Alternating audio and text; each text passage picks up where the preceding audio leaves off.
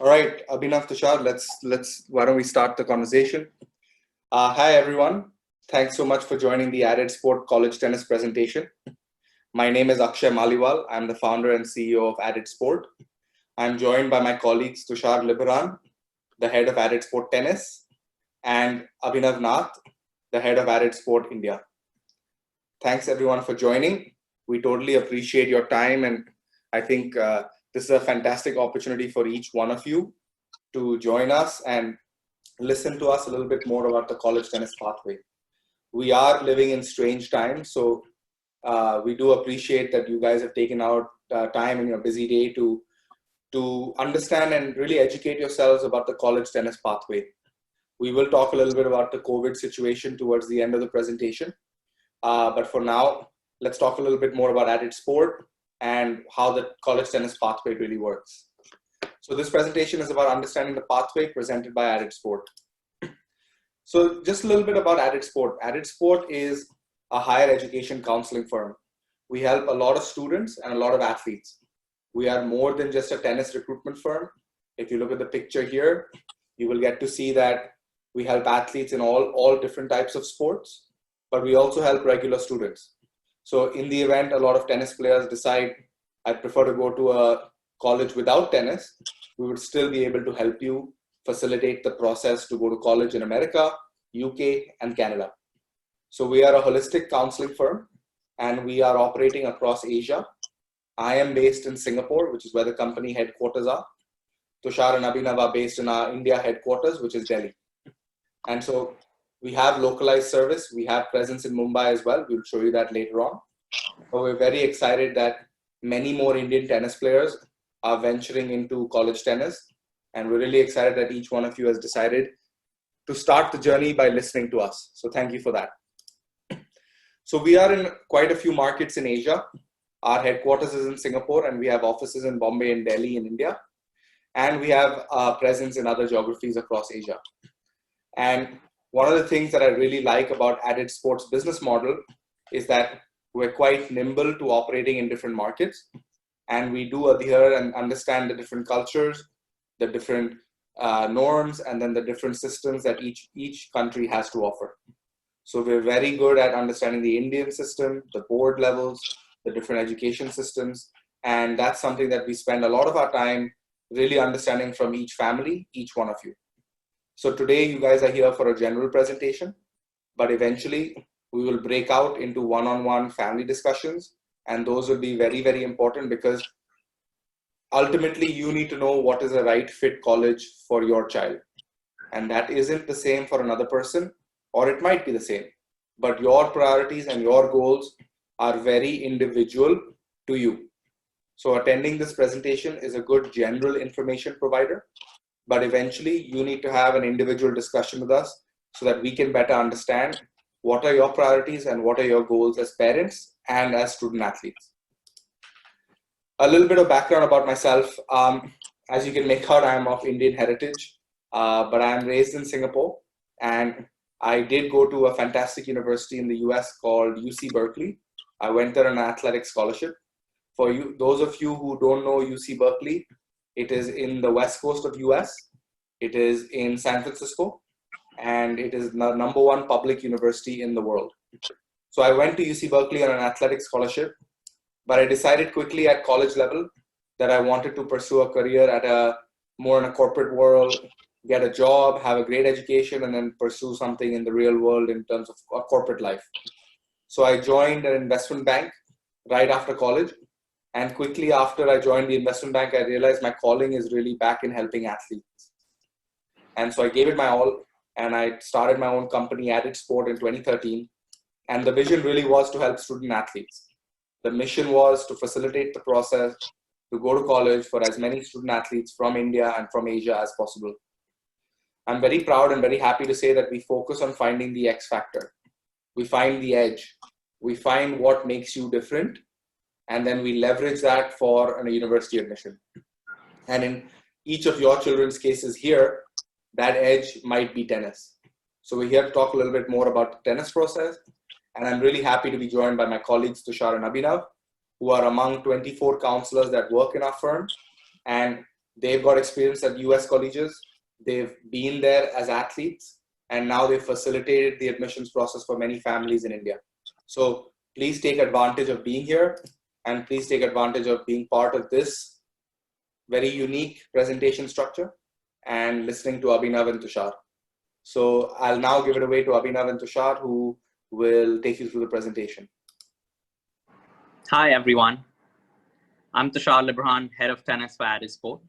Just to give you guys a quick background about myself, I was a former professional tennis player with a career high ranking of 29 in the world in the ITFs, and went on to play all 4 junior Grand Slams, making the semis of the French Open in 2004.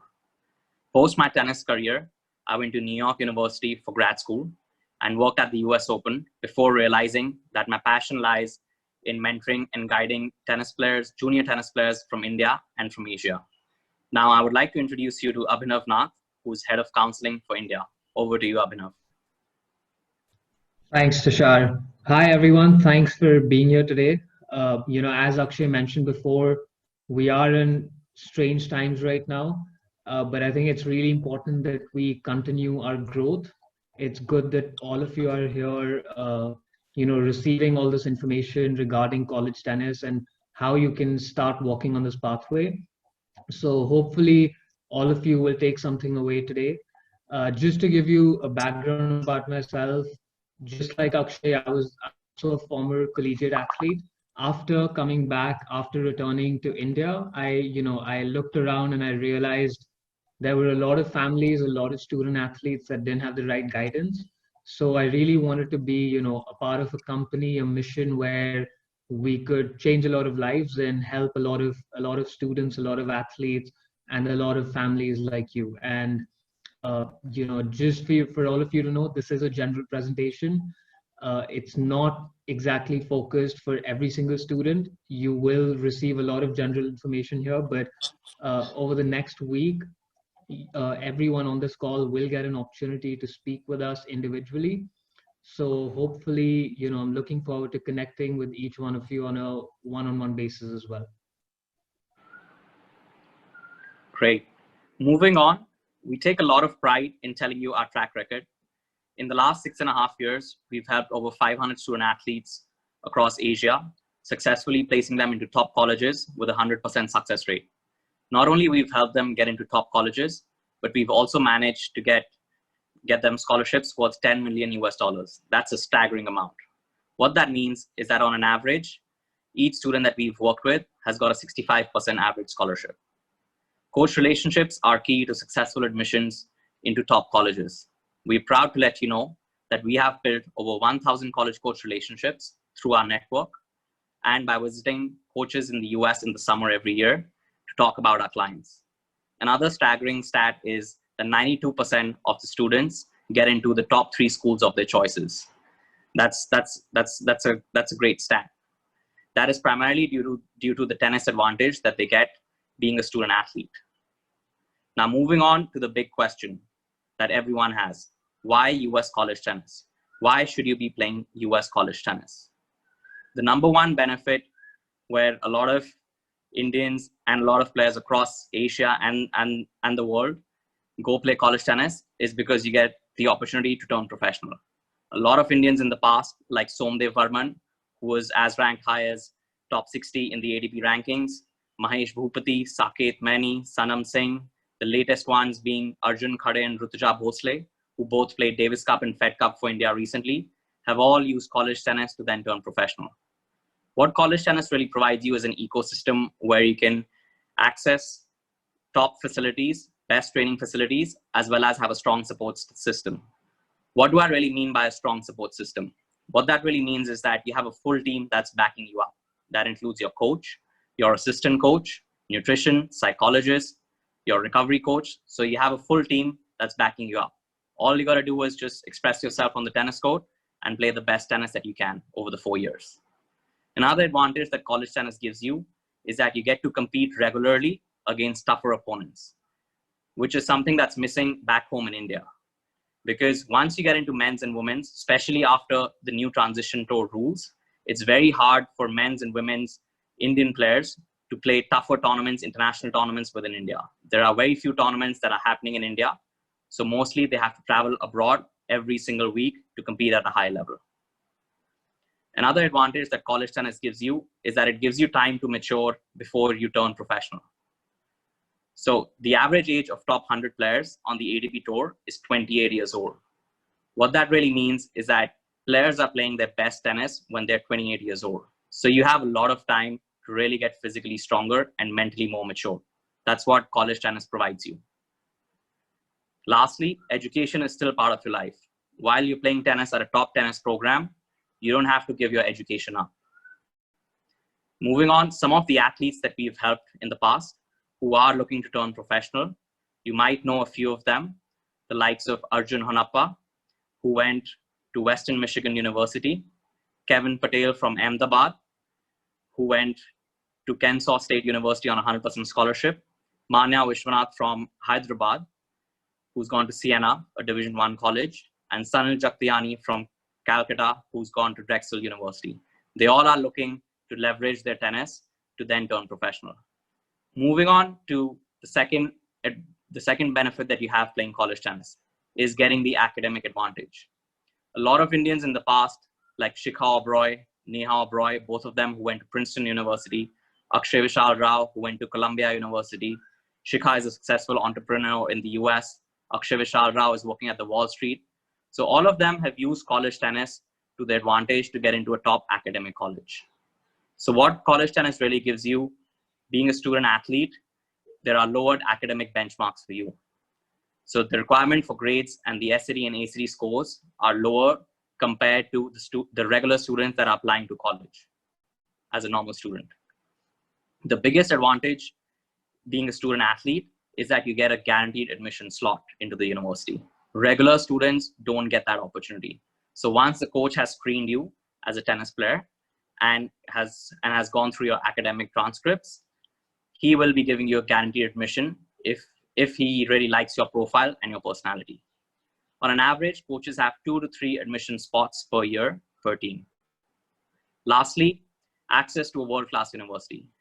Everybody is aware that education system in the US is regarded as one of the best education systems across the globe. So the networking opportunities graduating from a top academic college are massive. Moving on, some of the athletes that we have worked who have used the academic advantage are Anand Pandole from Mumbai. He's gone to Columbia University, which is ranked number 3 in the world, which is an Ivy League. Similar to Ryan, Akanksha from Ahmedabad has also gone to Columbia University, leveraging the academic advantage. Both Ryan and Akanksha are doing really well, both as well as from Delhi, who went to go. That's the number 1 economics program in the world. And Rohan Gopinath from Mumbai, who went to New York University. These are just some of these. Yeah. Char, you're a bit patchy. Could you please repeat Shramay and Rohan? Got it.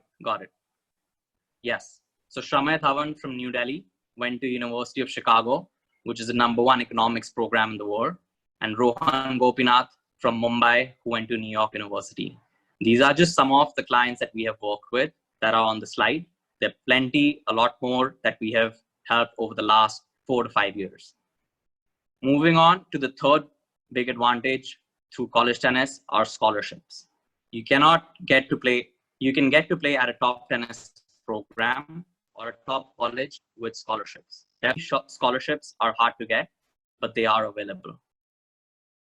So there are 3 different types of scholarship.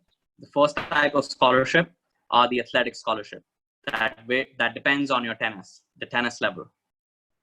So athletic scholarship varies from 0 to 100%.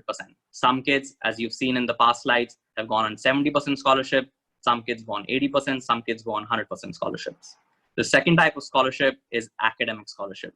That's based on a combination of your high school grades and your standardized testing, which is your SAT and your ACT.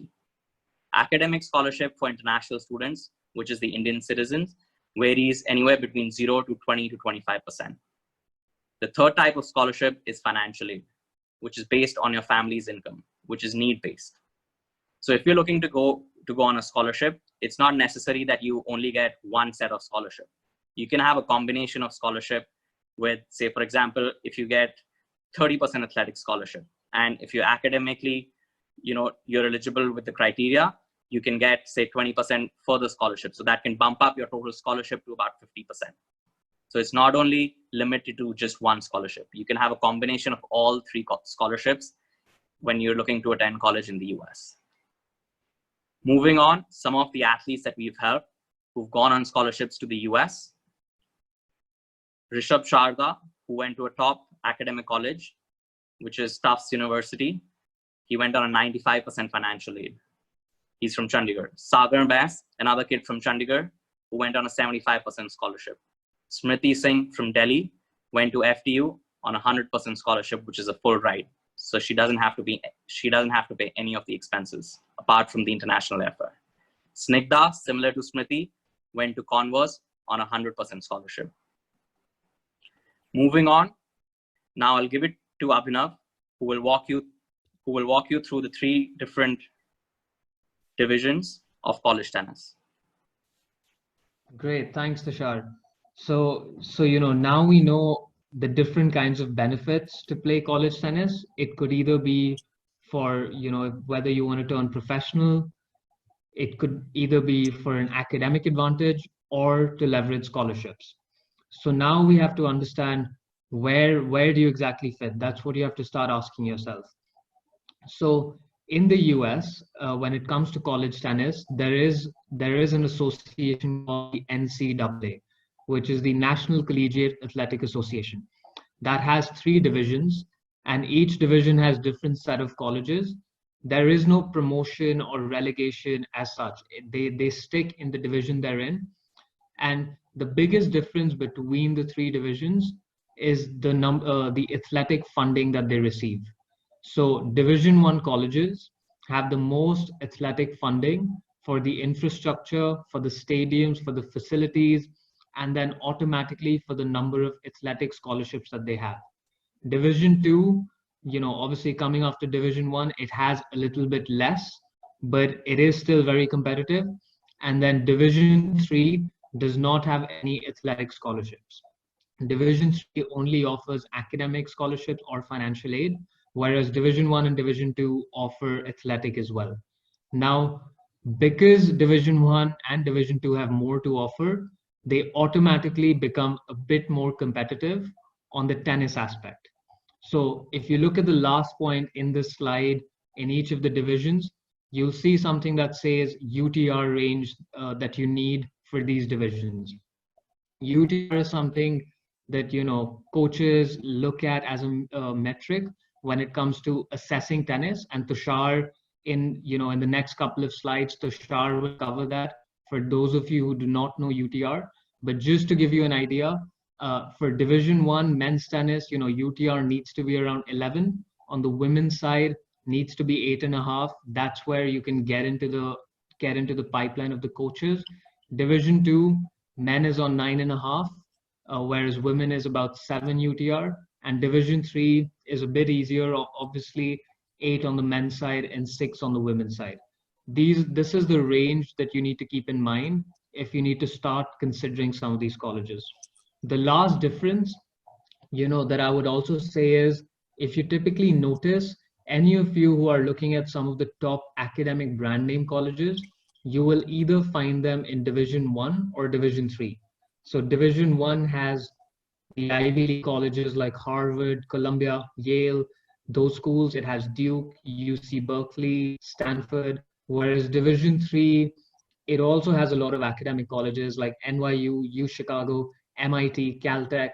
So from an academic perspective, you're looking at Division 1 and Division 3. And just moving on from this, now that we know the benefits, we know the divisions, now you need to start asking yourself, where do I really stand and what do I actually need to focus on? If your priority is playing pro tennis, the NCAA divisions you really should be focusing on are either Division 1 or very high Division 2 colleges. Whereas for a top academic college, if you are someone who wants to leverage tennis for an academic admission, then it's certain number of Division 1 colleges that also have an academic brand name, like Georgetown, Boston College, Ivy Leagues, or Division 3 colleges. Now, one important thing, especially for those of you who are young right now, anywhere below grade 9, and if you're in grade 9 or in grade 10, thinking about changing your education curriculum, it's extremely important for you to understand this difference. If you are someone who's looking at playing professional tennis and leveraging tennis to get into a top tennis college from where you can develop and then turn pro, it is okay if you study NIOS. That is a curriculum in India that a lot of tennis players end up studying. And it's okay for you to do NIOS or a state board. However, please remember it is tough for you to reach some of the brand name, academic brand name colleges after studying those curriculums. So if you're confused between that, please stick to these priorities. Is it pro tennis or is it top academic college? If it's top academic college, then you should really stick to the more world-renowned curriculums, which are IB, A levels, CBSE, ISC, ICSE. I would really encourage all of you to refrain from NIOS. So whenever you're making those decisions in terms of education, school, whether we want to do open school or not, you have to come back to what is your priority. If you want to go college tennis, what is your goal once you get to college tennis? Is it a top academic college or is it playing pro tennis? Because that decision completely changes your journey.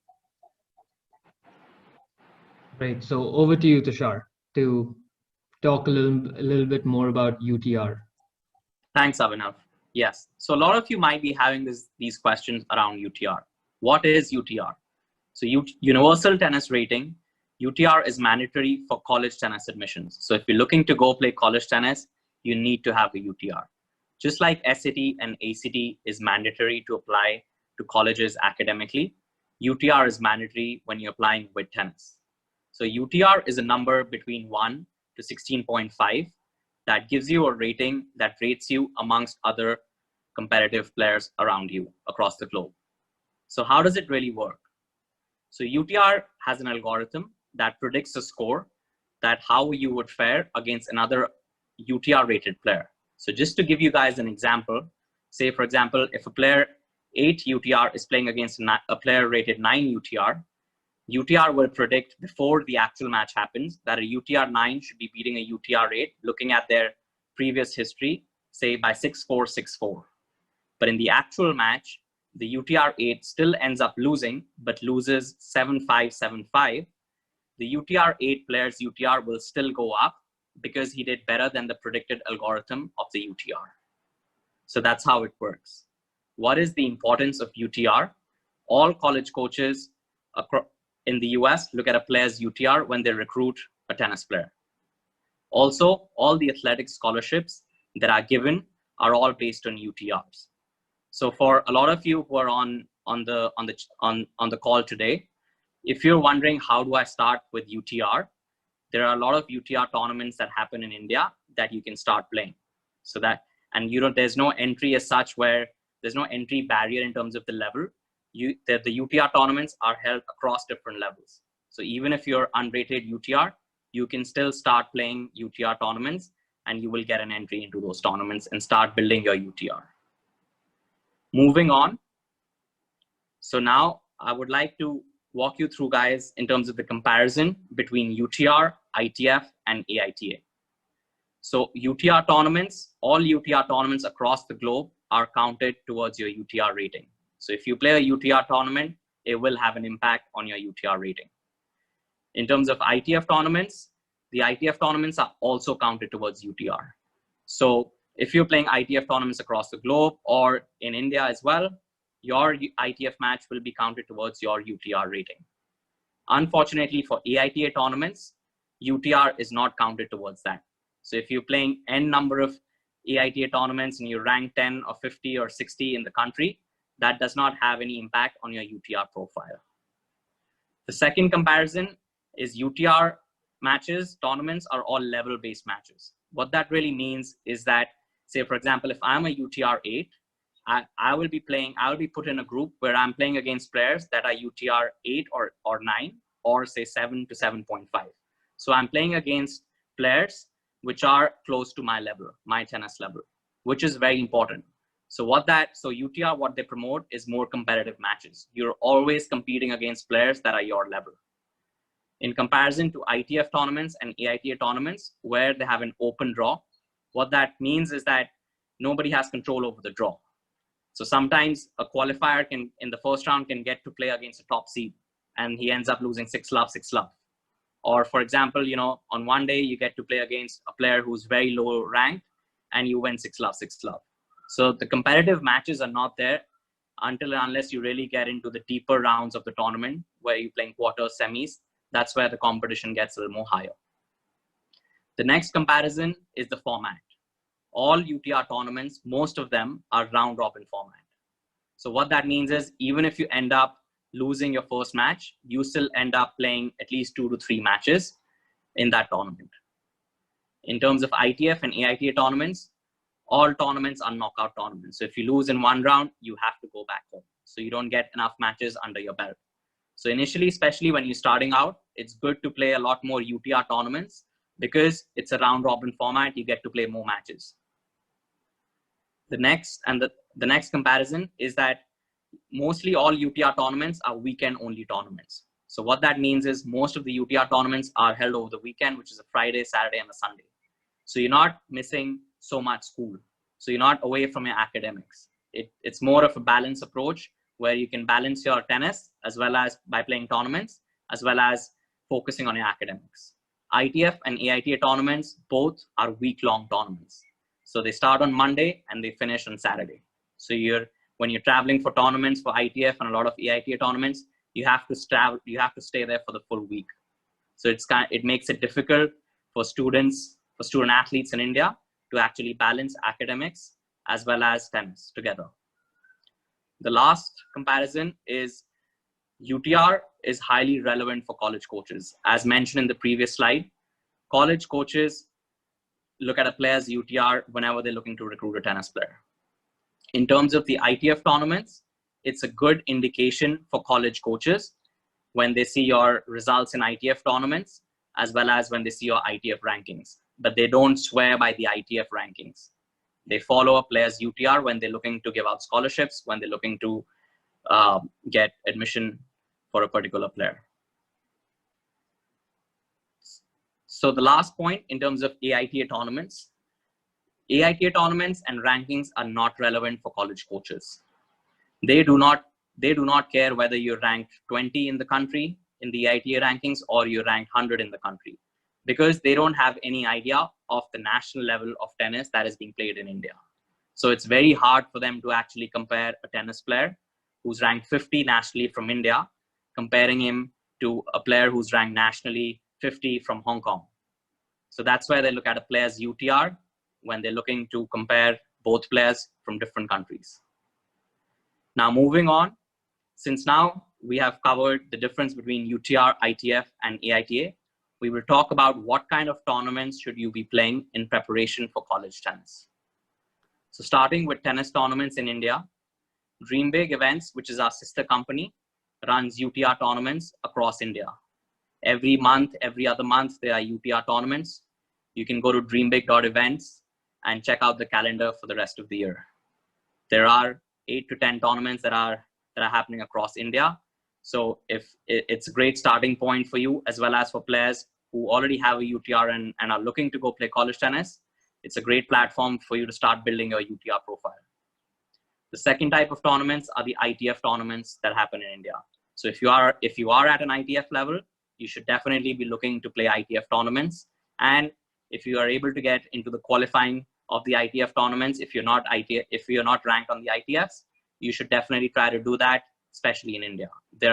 On an average, there are about 8 to 9 tournaments that happen in India in a year in terms of the ITF tournaments. The third type are the Dream Big exposure camps. So Dream Big Events, as I mentioned to you, our sister company, runs a lot of exposure camps in India where they invite college coaches from the US. So the Silver Series includes scholarship colleges. So a lot of scholarship college coaches come and recruit and scout athletes from India. And the Gold Series includes your top academic colleges like your Ivy Leagues and the top 50 US news colleges. Lastly, AITA tournaments. I would say, are good for your own personal rankings, national rankings, as it gives you a national ranking.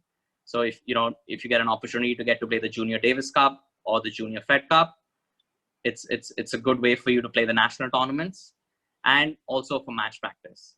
As I mentioned previously, unfortunately, AITA tournaments are not taken into account for college tennis. Moving on to the tennis tournaments outside India, definitely, as I mentioned, if you're at an ITF level, there are ITF tournaments that happen around the globe. You should definitely be looking to play anywhere between 8 to 12 tournaments per year in terms of ITF tournaments if you are at that level. The second are the ITA summer circuit tournaments. Every summer in the US, these tournaments happen on college facilities where a lot of college coaches are present as well.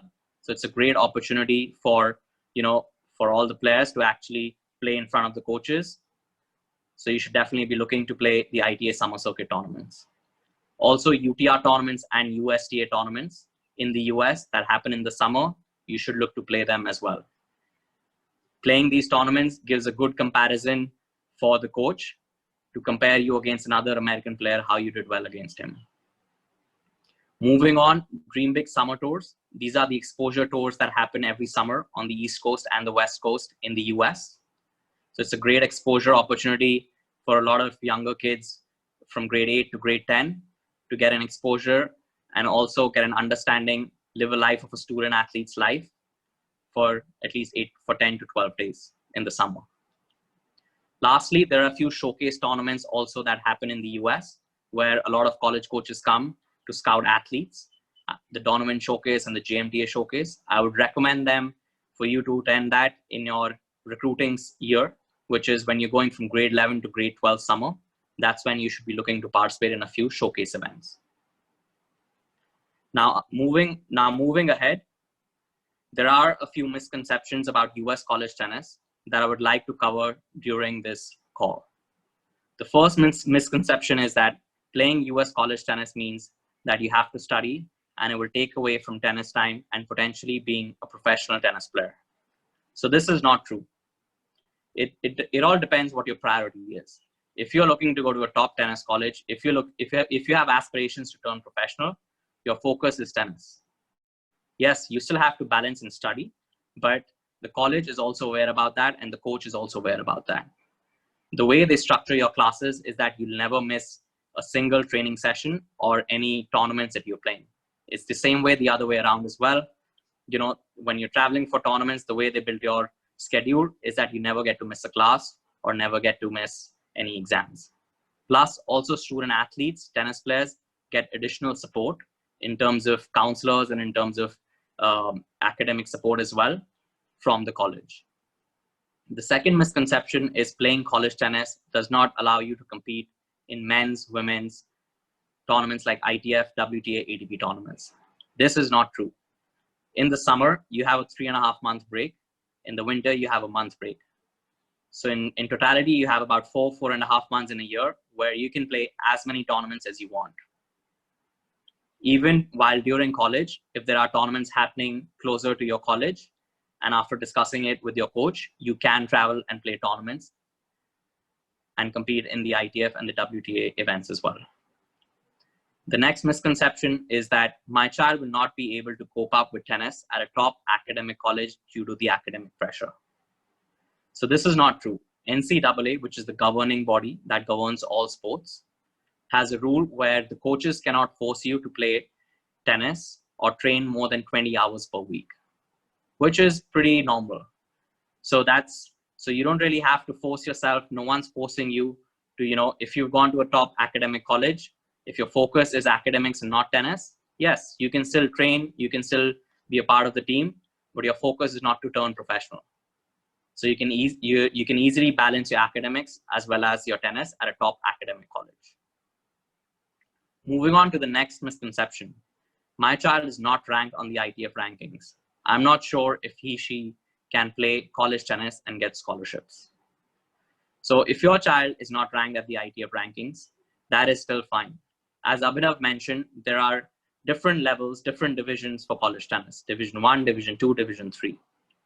So for every single athlete, every single tennis player in India and across the globe, you have a college that is for your tennis level.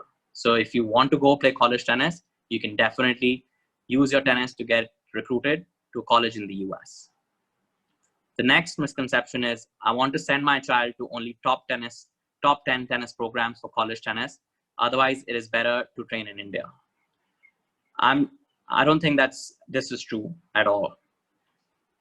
Just to give you a few examples, players like Mahesh Bhupati went to University of Mississippi. Saket Mani, who played Davis Cup for India, ranked top 200 on the ATP, went to University of Alabama.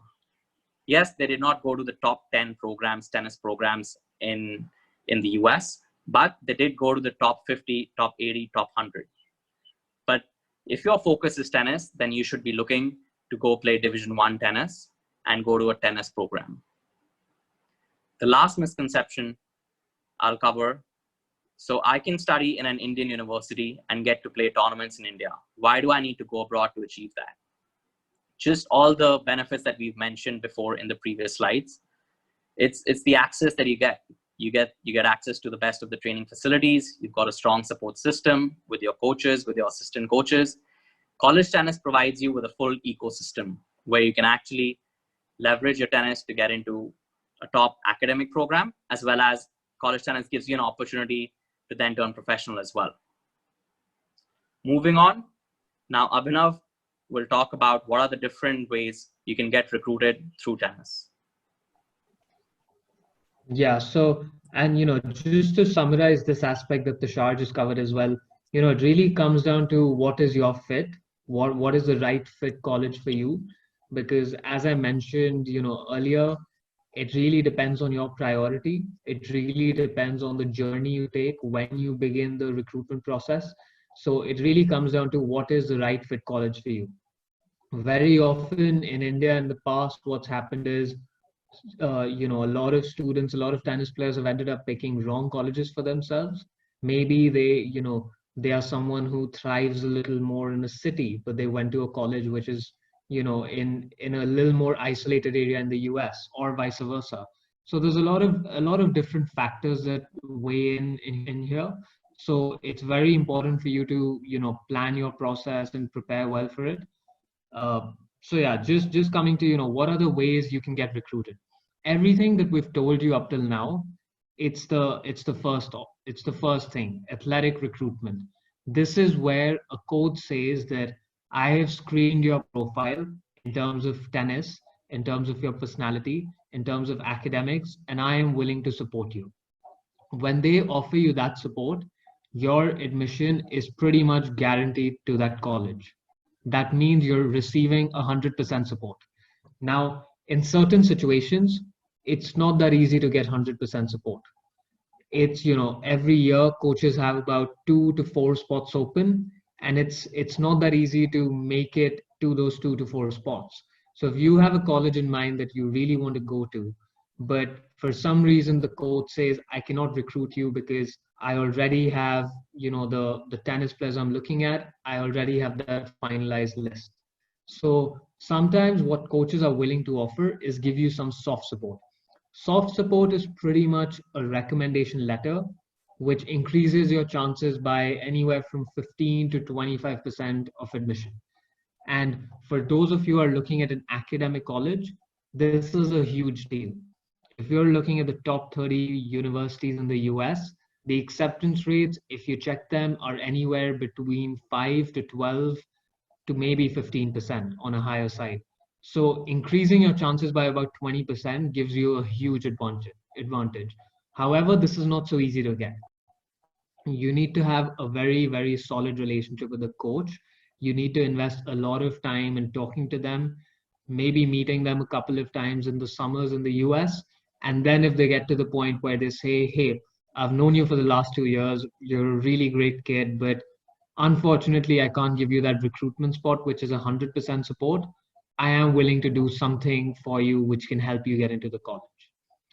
The third thing is a tryout process, which is often also known as a walk-on spot. And this is ideally, before you go to college, before you apply, you ask the coach that, is there a way I can walk onto the team? And you apply on your own. You do not receive any support from the coach in the admissions process. So you're getting in academically on your own merit. And then if you get into that college, the coach might allow you to come and try out with the team, maybe for a week, maybe for 2 weeks, maybe just for 2 days. However, this is something that I would honestly say you can manage on your own. You do not need AddedSport or any counselor for this. As long as you get to apply to college and you get in, you can ask the coach for a tryout spot. At the same time, what I would also mention is, the success rate for getting in from a tryout spot are very, very slim, because coaches have done enough homework beforehand to make sure they're recruiting the right kind of talent. So chances are, once you get to college and you ask for that tryout spot, the coaches may not give you that because their spots are already filled by kids they actually recruited. So everyone that we mentioned to you earlier, all the clients that we've helped, whether it's academic, scholarship, all of them, 80% to 90% of them are in the athletic recruitment spot, where they end up receiving a full 100% support from a coach. And maybe at a few colleges, they might receive some soft support. So that is the advantage you get if you put in a lot of preparation and a lot of planning. So just moving on from this, what next? What do you need to do to really get started? So it is a long journey. If you're thinking I'm in grade 11 and today I'm going to decide I want to go to college tennis, you absolutely can. You can be in grade 12 today and say I want to go college tennis, and you can. But as you get older, the limitations are a lot more. You will be restricted by a certain number of colleges. You may not have your own pick. You may not have your own say. You will be bound by whatever coaches are recruiting. I have to go to them. Now, if you really have ambitions of playing at a high Division 1 college, or if you're aiming to go to a very top academic college, you need to start the process really early. And if you're in grade 9 or below grade 9, there's a lot of things that you can do. One big aspect is you need to start evaluating your level, and not just do that on your own, but use someone like AddedSport or someone else to assess your level. Where do you realistically stand in terms of tennis, in terms of academics? What are your dreams? What are your goals? Parents, you can start thinking about those things. As you move forward, grade 10, start building a profile, start putting together some tennis videos, start putting together a resume. Make sure you have a very, very solid tournament plan in place. Tushar did a great job. He explained us all the tournaments here. So you really need to understand, how do I balance this all? Because there's so many different tournaments you can play. Do I play ITFs? Is it worth traveling to Africa? Or do I stay in India and play a UTR tournament that Dream Big is hosting? You have a lot of questions to answer. So planning is extremely important. As you approach grade 11, things like SAT exam, ACT exam become very, very vital. And as you keep going, grade 12, you do also have to start thinking about applications, essays, which are the colleges I'm talking to. The college coach communication process begins by grade 10. That is a perfect age for you to start talking to coaches and start distributing your profile to coaches. If you're planning to go to the US, which you really need to, that planning needs to start by grade 9 and sometimes even grade 8. That's the age you really need to start doing those things at. I'll be honest, Indians are very good at waking up last minute. This process does not work like that. Because if you want to play college tennis and really be successful in this process, you need to do it early. So just going off, some of the things I discussed, what can we do to start? These are the 3 P's of success. Without these, you're not going to get to play college tennis at a very good program. The 3 P's, I really, really believe in this: planning, preparing, and persevering. These 3 things in the recruitment process are extremely important. Why? Because if you don't plan, if you don't start building a roadmap for yourself, start setting some milestones, some goals, and some targets. So say, for example, if you're in grade 9 today, you should know in grade 10, what kind of UTR level am I approaching? You should know what kind of grades should I be getting to reach certain colleges? What do I need to do in grade 11, grade 12? How do I need to spend my summers? And that's where the preparation also begins. Start developing your profile. Start planning your tournaments in a very strategic way. What's the strategic way? How do I get my UTR up? If you've understood now during this presentation, UTR is what college coaches are looking at. How do I get that UTR up? How can I take advantage of my summer holidays, my winter holidays to do those kind of things? And then once you're deep in the process, you really need to persevere. You will meet a lot of coaches. You will talk to a lot of coaches. For everyone who ends up working with us, all our clients, they end up speaking to more than 30 to 40 coaches. Imagine 30 to 40 college coaches. It's hard to keep track sometimes.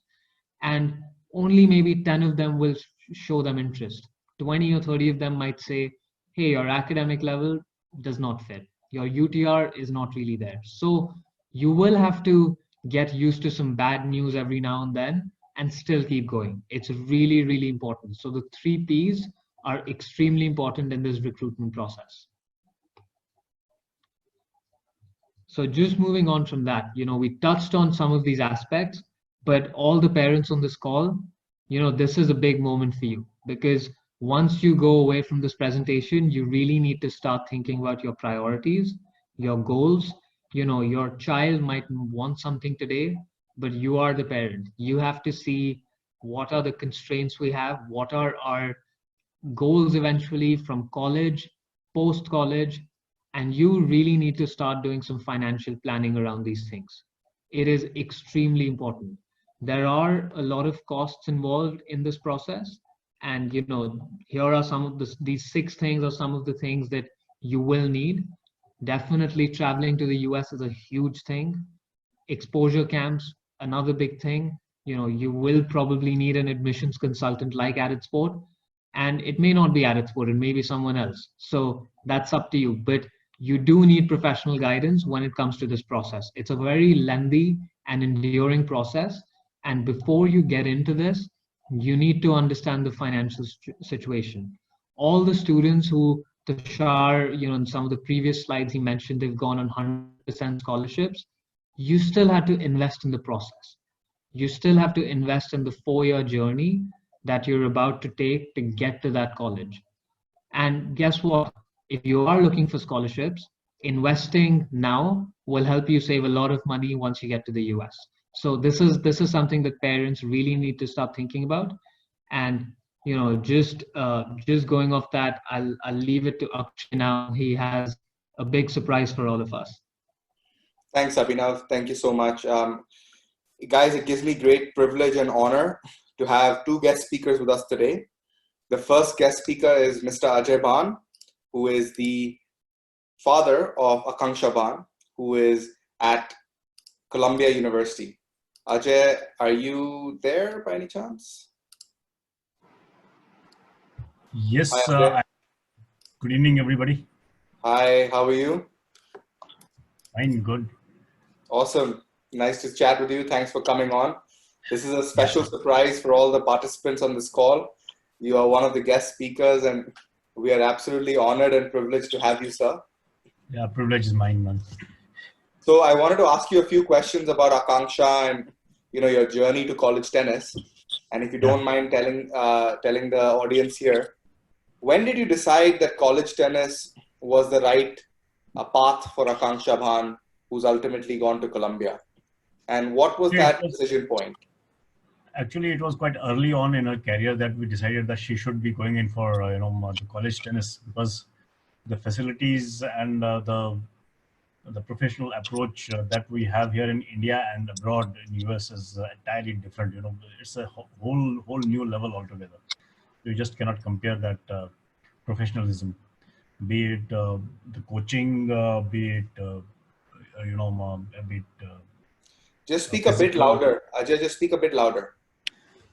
Okay, be it coaching, be it physical levels, be it nutrition, be it having physical activity of any sort to keep fit and all those things. It's entirely different level. So we had actually decided early on that she should be going to college tennis, and we have got a lot of examples where professional players have gone through this process of college tennis. It has got its own advantages, essentially. The main advantage is that the professionalism, essentially the professionalism. Got it, got it. And how did AddedSport help you in achieving your goals to get to Colombia? Where did we play a role? And what would you tell the parents? See, the thing is, one cannot know anything or everything about the process of going through for the process of getting admission in US through this college tennis. Ajay, just And, shift your camera down a bit, your laptop down a bit. Perfect. So you need somebody. You cannot know everything that is required for getting admission into the colleges there. So you need some professional people out there who have the complete knowledge of the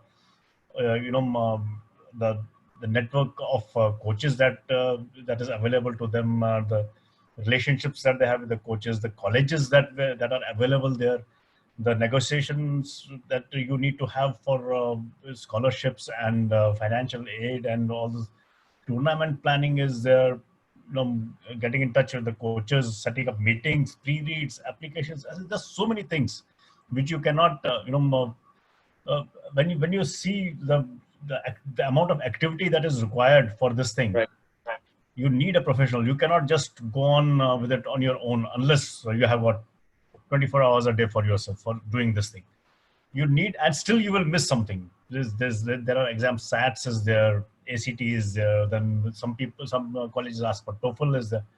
There's so many things. Then there are getting your UTR tournaments in place and all those things. It's a huge thing. So you cannot dedicate the amount of time that you require, and the basically the a network that is required for this kind of a thing, of coaches and whom to talk to, which coaches to talk to, and what kind of relationship you have with the coaches, because relationship goes a long way in getting these things done. So that's where AddedSports came in, and it was quite early on, so we were quite lucky to have AddedSports on our side. Awesome. What advice would you give for parents on this call who are looking to start the recruitment process? Some are younger, some are at the right age. What advice would you give to parents who are looking to start now?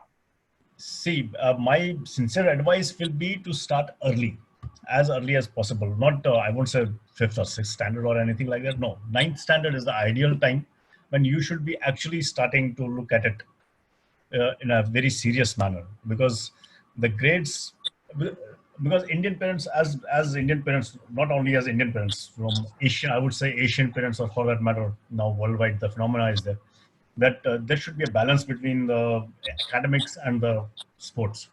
So you need good academics also. Not only sports is not the only criteria. So to get into a good college, my daughter is in an Ivy League, so basically to have So that thing. You're a proud parent. Your daughter's in an Ivy League university. Yeah, and at the same time, she plays at #1 spot in the college team. Fantastic. In the second year itself, so it is a proud moment, no doubt. So how did you feel when she got the admissions letter? It said, "Akanksha, congratulations, you're going to Colombia." Did you feel like, wow, all the hard work has really paid off?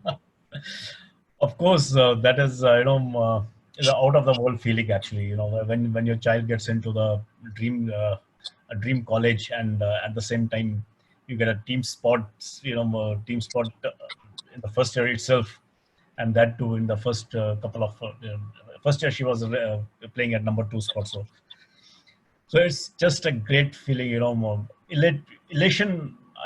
There are no words, basically. Elation is a very small word, actually, for that. It's out of this whole feeling. And I think that your goal to go to college tennis, we discussed, Ajay, earlier in this presentation, the priorities that families have. I think your goal to go to college tennis was to be a professional tennis player. That was Akanksha's goal. Yes. Does that continue to be the goal? And how's your thought process there? See,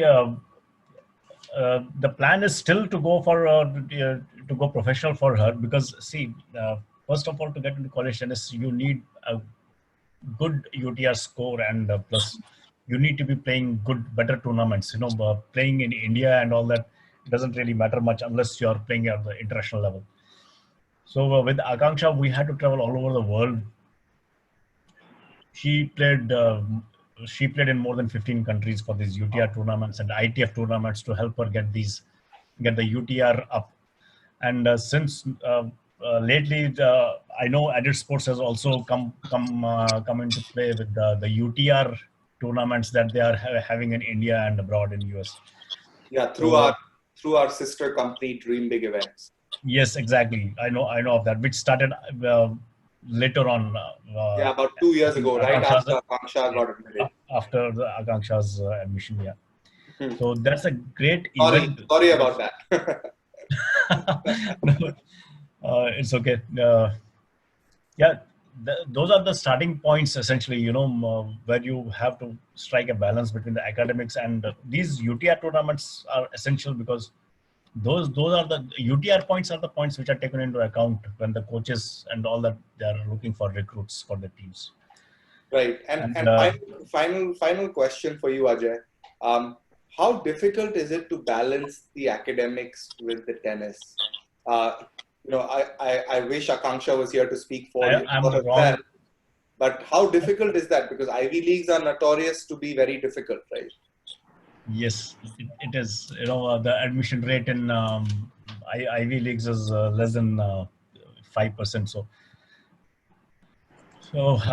I think Akanksha should have been here to tell that. But as far as I am concerned, she has been an outstanding student all her life so far. So right from childhood, she has been top of the class always. So among the top 3 or top 4 always. So got it. I don't think it's a very big job. If the student wants it, they can do it easily.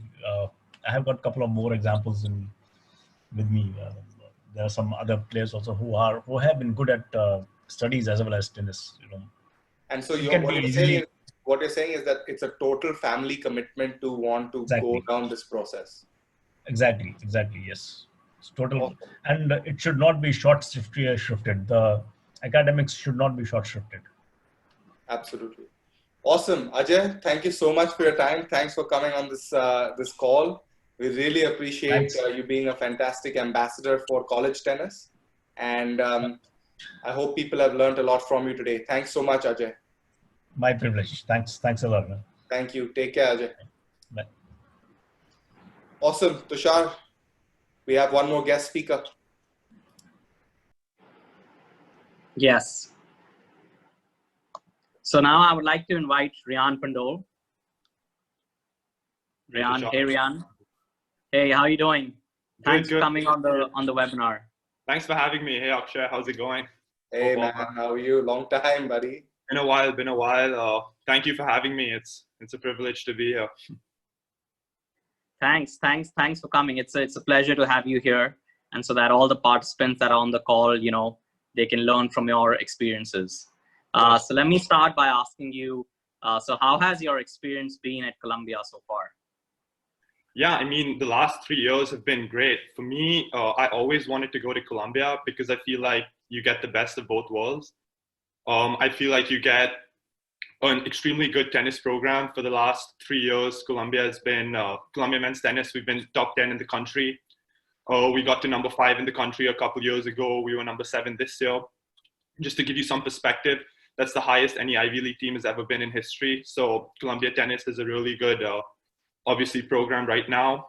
Secondly, obviously, Columbia is an Ivy League institution, and it's one of the most reputed academic institutions in the world. And I feel like, yeah, you really get the best of both worlds, And secondly, lastly, another important factor was the coaching staff at Columbia. I feel like that's extremely important. And I feel like I've really grown as a person and a tennis player on and off the court. Just from the coaches, Howie Endelman, he's been there for the last 10 years, and he's a great mentor and a coach, and a big reason why I wanted to go to Columbia. So, yeah. Great, fantastic. So how did AddedSport help you achieve your goals to get to Columbia? How was that journey? Yeah. First, let me start by saying, for me, the two most important things, obviously, to get into college are, if you're a tennis player, is obviously having good results in tennis on the ITF circuit or the UTR circuit, and also obviously having good academics and having that balance. But after that, also, what's most important, I feel like, is cultivating a relationship with the coaches. And I feel like this is where AddedSports kicks in. You guys have obviously cultivated relationships with coaches all across the country, from top schools in America. And I feel like this trust factor is especially important when coaches are looking at recruits, international recruits from like Asia, from India. That trust factor is very important for them to know that this guy or girl is going to be a reliable teammate and someone they want around. And yeah, if AddedSports is endorsing a client, I'm sure they're going to rely on you guys, because you guys have been there, done that. Great, great, Rian. Thanks. You're a true ambassador for AddedSport.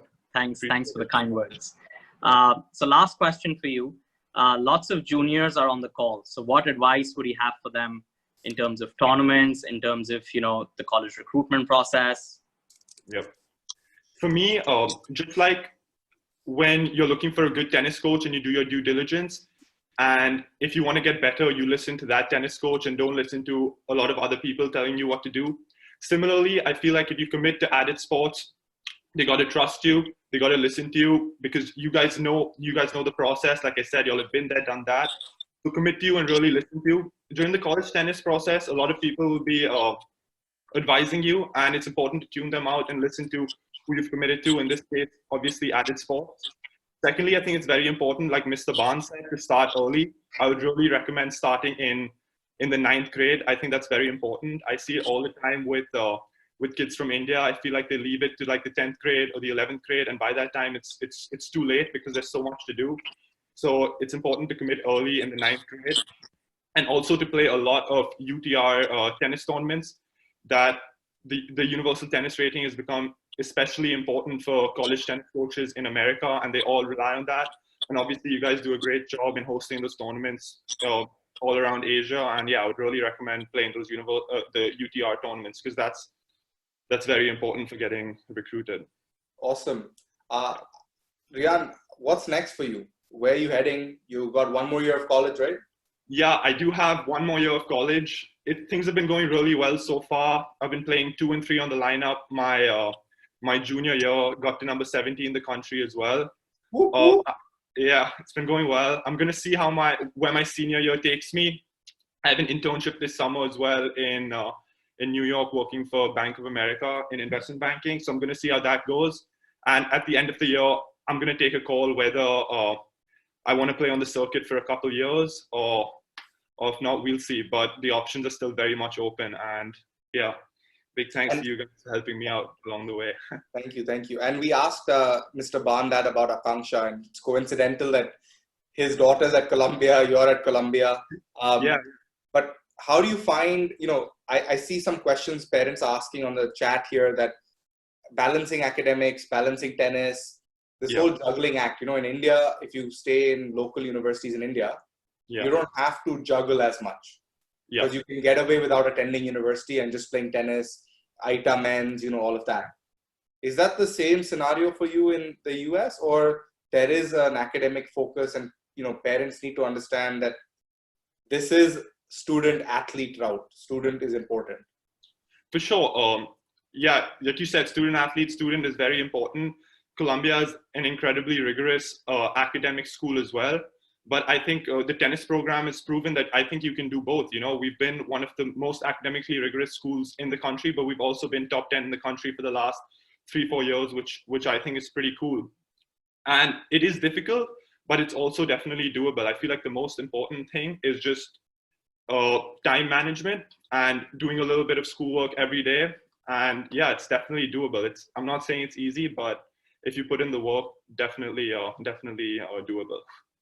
And I remember when you went as a freshman to Columbia, you weren't on the starting lineup in the first semester. Yeah. And now you're playing number 2 on the team. Yeah. So there is another misconception in India that the tennis game doesn't actually improve in college because academics takes the whole world. Yeah. How have you gone from being basically unranked on your team to a ranked national player and number 2 on Columbia? Yeah, like I said, I've been exceptionally privileged to have some amazing coaches at Columbia. Bid Goswami was there for the first 2 years. He's one of the greatest college tennis coaches there. And now I have Howie Endelman, who's also one of the best tennis coaches around. So I think when picking a good college that's right for you, you have to do your due diligence and make sure that the school is the right fit for you and the coaching staff is the right fit for you. And if you put in the work every day in tennis, I think your game will just take off because you have everything available to you, from the facilities, from the coaching staff, from the competition. And also, don't forget, you're in a group with 10, 11 other guys who are or girls who are practicing with every day, pushing each other to get better. So I think the environment is honestly extremely conducive to getting better and improving. So you really get the best of both worlds if you go to college and you go in with an open mindset of keeping your options open. I feel like when you're done with the 4 years, you can make that choice whether you want to play pro or you have an amazing degree to fall back on if you don't. And like me, you're joining investment banking, in internships, doing all of that. So Yeah. playing tennis give you a leg up in the corporate world? Like, do you think that's helped you get internships and then probably full-time jobs if you don't play professionally? 100%. For me, if it wasn't for tennis, I feel like it would have been very difficult for me to get that job, especially now. It's so difficult for international students to get good internships and good jobs in America. And tennis has definitely given me that opportunity, and it's opened so many doors for me. Tennis is a great sport. And yeah, like I said, it's given me helped me cultivate a lot of relationships with people who play tennis and people who don't play tennis and just come to watch our matches and who are interested in following Columbia tennis. So yeah, if it wasn't for tennis, I feel like it would be very difficult for me to get this job. It's definitely helped for sure. Rian, really appreciate you coming on the presentation. You've been fantastic to talk to, and buddy, you're a rock star. And you know, in the minds of many participants here, they probably idolize you at some level because you have the academics, you have the tennis. I mean, you got it all going, man. So we're all wishing you success. Thank you so much. Kill it on the professional circuit. Appreciate it. You know, Yuki Bamri needs to be replaced soon. So let's see where you're at. Yeah. Thanks for your time. Thank you so much. Appreciate it. See you guys. Take care. Yeah. Thanks so much. Anytime. Thank you. Awesome, guys. That was fantastic guest speakers, Mr. Ajay Ban and Rian Pandol. Coincidentally, one is a Columbia parent and one is on the Columbia men's team. Wow, that was impressive. Let's keep going. We have a few more slides in the presentation and then we'll get to Q&A. Yeah, I think it was great having both of them on, Akshay. So, you know, in fact, with Rian, you know, with his experience, I think it's fair to say that it's possible to keep the professional and the academic dream alive. I see there was a question on here which initially asked whether you can do both, or do coaches see that as a bad thing? And clearly there's your answer that, you know, they see if you're a good student and you're a good athlete, there's nothing wrong with that. They prefer you. So it was great having them. So, you know, just moving on now before we get into Q&A, we're at the stage now where all of you are thinking, what do I do? What are my next steps? And the first thing that you really need to get started on is get a fair evaluation.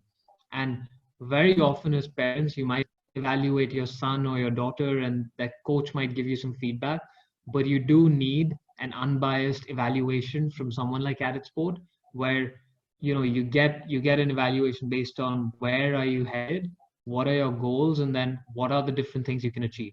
So make sure you get started on those steps. Start evaluating where you stand academically in terms of tennis. Understand whether or not you have a UTR. If you don't, how do I get myself out there? How do I start playing some UTR tournaments? So get that evaluation done so you know what your journey will look like. Once you have that, start building yourself a roadmap. So everything that we discussed, a roadmap consists of everything that we discussed earlier in terms of planning your SATs, planning your ACTs, you know, understanding when is the right time to travel to the US. Do I need to go next summer? Do I need to go in the winter? And also figuring out your tournament plan. And at the same time, setting yourself some good targets and some good benchmarks to reach in the next 2 months, in the next 6 months, in the next 12 months. it's very important for you to start setting yourself some goals so you can hold yourself accountable. Without that, you're never going to progress. So this is really important, having a roadmap until you get recruited. And once you figure that out, once you've done those two things, you do need to start on the final process when it comes to the actual admission support. You do need to start marketing your profile. You have to be in touch with a lot of coaches. It helps you that you're talking to us as well, because as Tushar earlier mentioned, if you recall, we do have a lot of coach relationships. That's how Rian, that's how Akanksha, they got to places like Colombia as well, because Rian made a good point. It's tough for coaches to understand who you are. You're coming from Asia, India.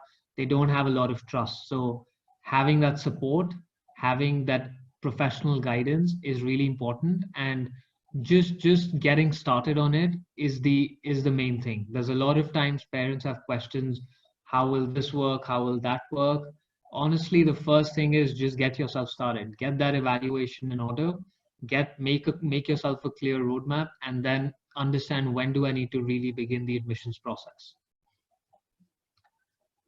So where do we go from here now? With the COVID situation, it's a bit tough. I mentioned to all of you tournament planning. I mentioned to all of you summer planning. It's a bit tough. That's not possible in today's day, and we don't know when this lockdown will get lifted. We do not know when's the next time you can travel to the US. So just two or three points that I did want to touch on. You all must be wondering what is happening with US colleges while COVID is going on. There aren't too many changes, to be very honest. A lot of the students who are going to college this year might look to defer their admission by a year. And a lot of students who are already at colleges are carrying on with online classes. But for anyone who's looking to go to college next year onwards, there aren't too many changes, except some colleges are looking to go SAT or ACT optional, which means they may not require SAT and ACT. A lot of colleges have announced that already, but not everyone is confirmed. So if you're in grade 11 going to grade 12, if I were you, I'd still carry on. Carry on with your practice for the SAT or ACT, whatever you're focused on. That is important. Until colleges decide that we're going to go test optional, don't expect that to happen. If you're younger than that, if you will be going to college in August of 2022 or anywhere, anytime after that, please plan for these things, because the SAT, ACT is only being optional. At most colleges, it's only going to be optional for just 1 year, which is the upcoming year for applications. The other aspect is, as there are no summer plans, coaches do not have any showcases, any tournaments where they can recruit. So guess what they're doing? They're sitting at their homes and talking to a lot of recruits like you all. So this is a great time for you to start building your profile, great time for you to start reaching out to coaches and start expanding your network and start talking to them, because they have a lot of time on hand. Typically, coaches are extremely busy. Luckily, they have a lot of time on hand, so you can take advantage of this time. And the last thing that I would say is, how do you get ahead? While all this is going on, you can't really work on your tennis, you can't improve your scores, you can't exactly get a UTR right now if you don't have one. How do you get ahead? Start planning your winter break and your next summer break. If US opens up, there will be a lot of activity in the winter for college tennis. And next summer, hopefully things are back to normal. If you are starting grade 8, grade 9, or anything above that, you should really plan a trip to the US where you play a lot of tournaments, you get your UTR up, you meet a lot of coaches, do some college camps, and participate in some showcase events as well. Those aspects are really, really good. Luckily our sister company Dream Big Events, they do run some tours. You can look at those, or you can plan a trip on your own. At the end of the day, the bottom line is, it's extremely important for you to be in the US. Whether you do that alone or with someone else, it does not matter. But that is how you can get ahead during this COVID time. So just going off that, the next step. The next step is, for all of you here who took out the time today, first of all, I want to thank you all. It's great that you can take out time in these times and come out and learn a lot, and also, just spend time thinking about your child's future and understanding what are the opportunities. What we want to do for you, for your commitment to us today, is extend a complimentary session. There is no fee, there is no charge for this. As I mentioned earlier, this was a general presentation. A lot of you might have very personalized questions in terms of, my son's UTR is this, how do I get to this point? Or I am in grade 8 right now, what can I do? So you will all have access to a one-on-one session with us, and we will specifically only talk about your child and what your journey will look like. So this will be a complimentary session. There is no fee. I would encourage all of you to get started on this, and I hopefully all of you sign up for this, and I will have a chance, Tushar and I will have a chance to speak to you, each one of you individually. So, just with that, we will close the presentation now. We'll move on to Q&A. Just before that, this is our team, some of our counselors, and here's our website, our social media pages. Hopefully some of you guys can go follow it. If a lot of tennis players are on this, I would really encourage you to follow our Instagram and Facebook, because we post a lot of things there. So it'll be nice for you to see what all activities go around for student athletes. So without further ado, we'll now move to the Q&A.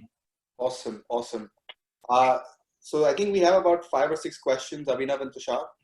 And there are some personal questions, but as I mentioned to some people on the chat, if you schedule your complimentary consultation with us, your specific questions will be better answered there.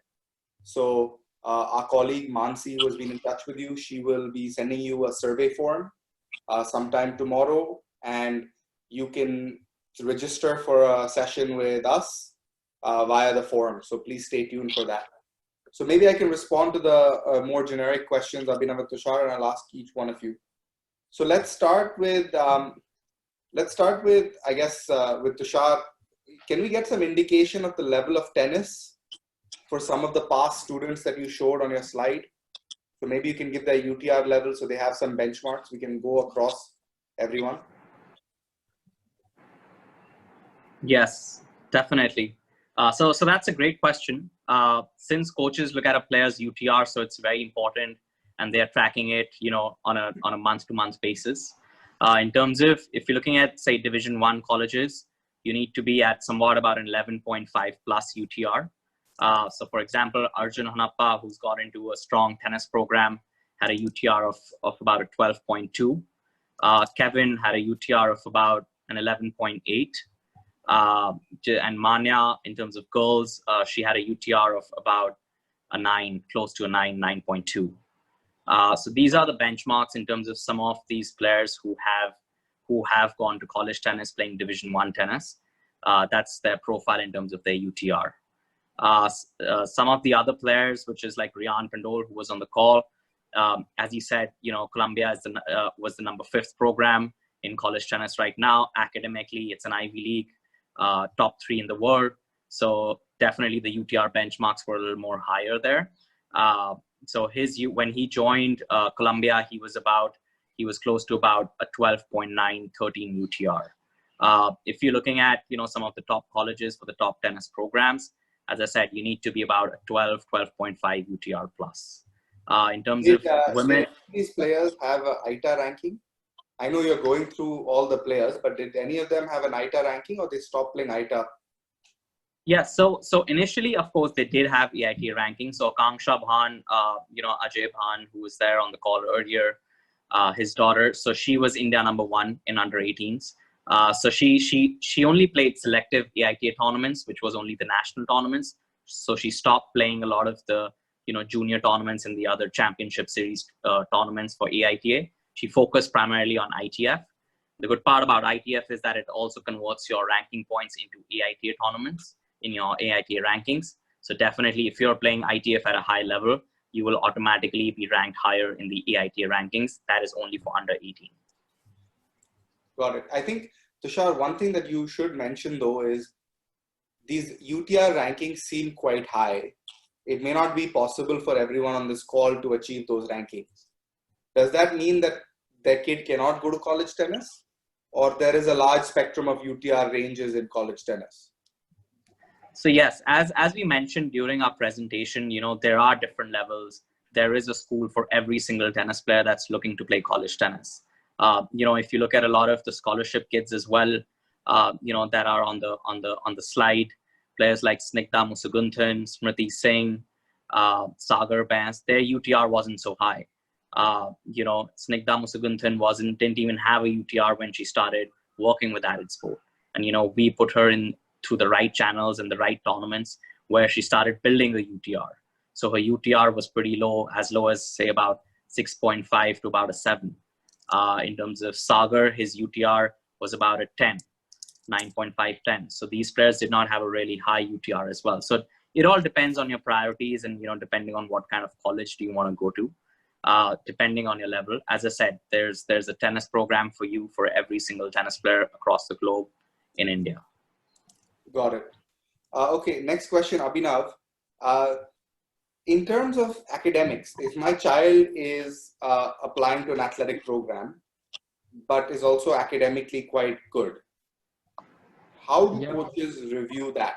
Do they look at that favorably? Do they say, okay, if you're academically good, then you might like to avoid the tennis route because you will get into this college anyway?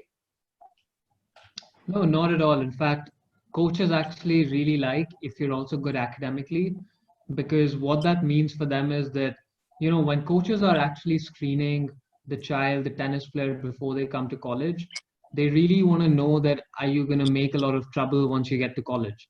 So if you're a student who's actually doing really well academically, they see that as an advantage. One, because it's easier for them, once they support you, it's easier for them to advocate you to admissions and get you into the college. And number two, once you're actually at college, if the coach knows you're a good academic student, they don't really need to worry about you as a regular student, because if you're a student who's failing your classes, it end of the day comes back to the coach. If you are not doing well at college, the colleges will end up telling the coaches that you need to cut them off the team. So if you're a good student, that's a huge advantage for you, because you're actually helping the coach out by saying, I'm going to be the best student possible at this college, and all I need is to play tennis, and they would actually prefer that. So there is no disadvantage. I know we discussed the priorities that it can either be one or the other, but there is a way you can have a balanced approach as well. But for that to really happen, if you want to look at top tennis programs and top academic programs, then you just have to work extra hard, because you have to make sure your UTR is high while your grades are also high. So it doesn't put you at a disadvantage from any perspective. Got it. We have time for 2 more questions. Abhinav, one more for you. How does scholarship work in the US? Do you get a scholarship for all 4 years? Or can you get a low amount of scholarship in the beginning and then increase your scholarship? How does it work? Yeah, so scholarship is something that, it depends on college to college. Most colleges typically do it on an annual basis. So if they award you some scholarship in the first year, there is a possibility that that scholarship can increase in the second year and maybe in the third year. The chances of it going down are extremely low unless you really mess something up. If there are any disciplinary issues at the college, then that scholarship can go away. But otherwise, coaches cannot take away for poor performance on the tennis team. It can only go up. Now, the way it might go up is you should have that discussion before you commit to the college. If you've decided this is a college I want to go to, the coach has offered me X number of scholarship for the first year, you should have that discussion prior to going to the college or committing to the coach that, hey coach, is there a possibility I can receive more scholarship in the second year? So you should have that clarity beforehand. There are some colleges that give scholarship 4 years, but there aren't that many. Got it. So it is annual basis, it can go up. Thank you. One more question. So Abhinav, if a player is good enough in tennis, but maybe academically struggling, how would they kind of go about the recruiting process? Is it different? Not really. I mean, the journey might be different in terms of, you are obviously focused on tennis. Academics isn't that strong, but there are a lot of colleges in the US, so you have to remember that. I know we've focused a little bit on the top academic colleges on this presentation, and with Rian and Akanksha coming, I don't want any of you to feel that that is the gold standard. If you can get there, that's great. But there are a lot of tennis players who didn't have very strong academics, but they are still playing at very good college tennis programs. So if your academics is not that good, if you're in 50s, if you're in 60s, it's okay. It's okay. I would not encourage your child to carry on with that grade and great trajectory, but try and improve. But if you are there, there is the right fit college for you. It does not mean that you cannot go to college tennis. So do not be discouraged if your child's grades are not that good. When we do have that one-on-one session, we can assess that better, and we can provide you some more guidance and some more light on what kind of colleges you can focus on as well. Awesome. And I think there are a few other questions which are somewhat personal. So I've requested that they ask them during the consultation session, just so that they can get more personalized information and replies. So I think this should conclude the presentation with AddedSport. We thank each and every one of you to be here and be participating with us. As Abhinav mentioned, there is still a lot more journey to go with us. Please do book your consultation session with us, where we will respond to your questions individually. I know Amit, Shilpa, Samira, a few of you did ask personal questions, which we would be more than happy to talk to you in your consultation session. Mansi will be sending you a survey form and a calendar request for your availability. So please do schedule that. We hope you've had an informative time. And from Abhinav, Tushar, and I, thank you so much for everyone's time. Have a great evening. Good night. Thank you. Thank you.